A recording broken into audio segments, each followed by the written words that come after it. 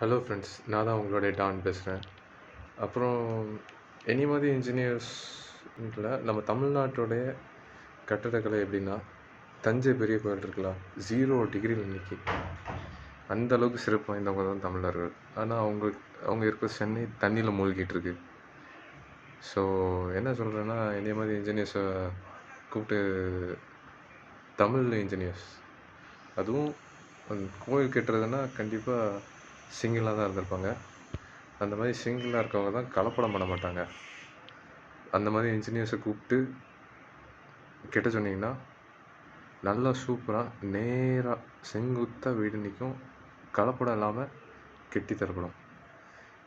வேறு அந்த தண்ணி, அந்த சீவேஜ் ப்ராப்ளம்லாம் என்னைய கொண்டு போய் பிளான் பண்ண விட்டால் போதும், தண்ணியே உள்ளே வராது, சென்னையே காப்பாற்றிடலாம். ஸோ இதெல்லாம் பார்த்து நீங்கள் முடிவு எடுத்து என்னைய உள்ளே கொண்டு போங்க.